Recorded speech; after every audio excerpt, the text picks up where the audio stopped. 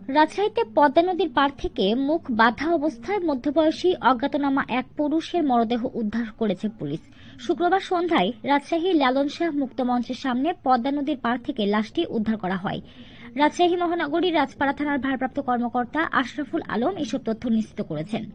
তিনি বলেন, সন্ধ্যায় পদ্মার তীরে এক অজ্ঞাত যুবকের মরদেহ দেখতে পায় স্থানীয়রা। পরে পুলিশকে খবর দেয়। খবর পেয়ে পুলিশ লাশ উদ্ধার করে।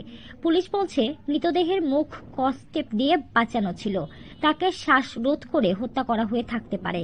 প্রাথমিক সুরতহালের তথ্য মতে পুলিশের ধারণা এটি পূর্ব পরিকল্পিত হত্যাকাণ্ড। এটি গতকাল রাতে কোনো এক সময় হয়ে থাকতে পারে। ঘটনাস্থলে ক্রাইম সিন, সিআইডি ও পিবিআই এর সদস্যরা আলামত সংগ্রহ করেছেন এবং তদন্ত শেষে নিশ্চিত হওয়া যাবে অজ্ঞাত ব্যক্তির পরিচয় ও হত্যার কারণ।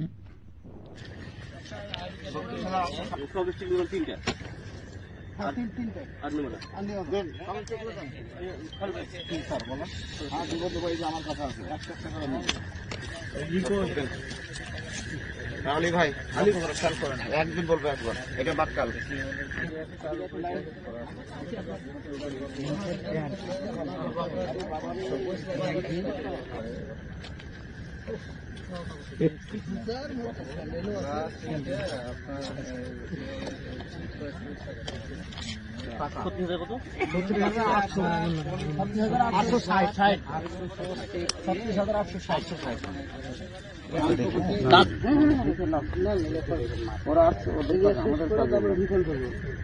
একদম আপনার হচ্ছে আচ্ছা এমনি বডির ফুটেজ নেন, আমাদের কাজ করার ফুটেজ কিভাবে নিয়ে নেন।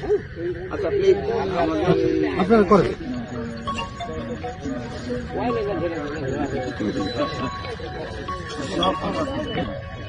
আপনারা আপনাদের খবর পেলাম আমার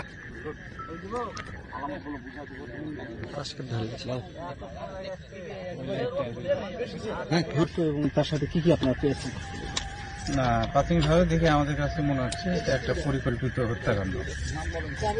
আমাদের ক্রাইম সিন এসেছে, সিআইডি তারা কাজ করতেছে, আলামত সঙ্গে কাজ করতেছে। এখন পর্যন্ত তার পকেটে, প্যান্টের পকেটে, ডান পকেটে টাকা পাওয়া গেছে কিছু। হ্যাঁ, পরিচয় এখনো শনাক্ত করা যায় নাই। আননোন ব্যক্তি শনাক্ত হয়ে যায়, ক্রাইম সিনের মাধ্যমে পরিচয় জানতে পারবো আমরা। মোহাম্মদ আশরাফুল আলম, অফিসার ইনচার্জ রাজপাড়া থানা।